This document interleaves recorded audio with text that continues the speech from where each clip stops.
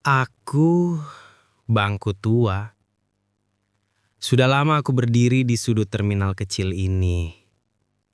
Catku terkelupas, serat-serat kayuku mulai mengeras seperti ingatan yang terlalu lama disimpan. Setiap hari, manusia datang dan pergi, membawa cerita, keluh kesah, dan berita dari berbagai penjuru dunia. Pagi ini, seorang pemuda duduk di atasku sambil membuka ponselnya. Napasnya pendek, matanya serius. Ia menonton sebuah video pendek dari negeri jauh, Myanmar. Dan seperti biasa, aku hanya bisa diam, mendengarkan. Menyerap kata yang diucap setengah hati seolah cerita itu terlalu berat untuk dibawa sendirian. Ia berkata pelan, "Bang, lihat ini. Militer Myanmar baru saja meledakkan markas kamp Judol besar. 346 orang asing ditangkap." Aku tak bisa melihat layar ponselnya. Tapi suara pemuda itu sudah cukup membentuk bayangan di kepalaku yang tua. Ledakan pagi itu. Dalam video itu, katanya terlihat sebuah bangunan besar. Dinding-dindingnya kusam, tapi bagian dalamnya menyimpan sesuatu yang jauh lebih gelap. Jaringan kejahatan lintas negara. Bukan sekedar perjudian ilegal, tapi operasi scam daring yang menjerat ribuan orang di berbagai penjuru dunia. Dan pada hari itu, bangunan itu dikepung. Militer Myanmar datang, mengevaluasi, mengeluarkan perintah. Lalu, ledakan itu terjadi. Getarannya bahkan terasa dari jauh, kata pemuda itu. Api menjilat atap bangunan, kemudian mengempis, meninggalkan kepulan asap yang naik perlahan ke langit. Sebagai bangku tua yang biasanya hanya menjadi tempat singgah bagi orang yang menunggu angkot atau kereta, cerita semacam ini terasa begitu jauh. Tapi anehnya, aku bisa merasakan betapa besarnya peristiwa itu. Ledakan bukan hanya menghancurkan tembok. Ledakan juga menghancurkan ketakutan, rahasia, dan mungkin hidup beberapa orang. 346 warga asing. Pemuda itu menyebutkan angka yang besar. 346 orang asing ditemukan di dalam markas itu. Aku mengulang angka itu dalam benakku. 346. Itu bukan angka kecil.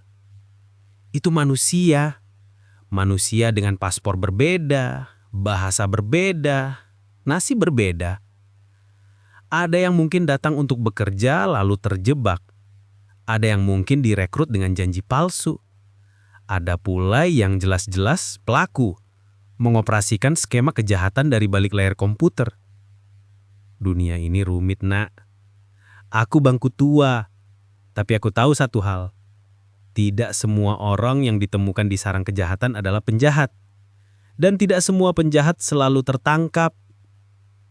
Pemuda itu berkata bahwa mereka dibawa keluar satu persatu. Ada yang ketakutan, ada yang pasrah, ada yang wajahnya kosong, seperti seseorang yang terlalu lama hidup di tempat yang salah. Aku bisa membayangkan langkah-langkah mereka keluar dari bangunan yang hampir runtuh, suara teriakan, komando, dan tubuh-tubuh yang gemetar. Manusia zaman sekarang. Dulu aku hanya mendengar cerita tentang pencopet, penipu pasar, atau preman yang berkeliaran. Kini kejahatan tumbuh dari layar kecil di tangan mereka. Pemuda itu bilang markas itu bukan sekedar kantor. Itu adalah pabrik penipuan. Di sanalah pesan-pesan palsu dikirim. Telepon tipu daya dilakukan. Uang masyarakat dicuri tanpa perlu senjata. Cukup lewat kata-kata manis dan rekayasa digital. Bayangkan, bangunan sebesar itu berdiri hanya untuk menipu manusia lainnya.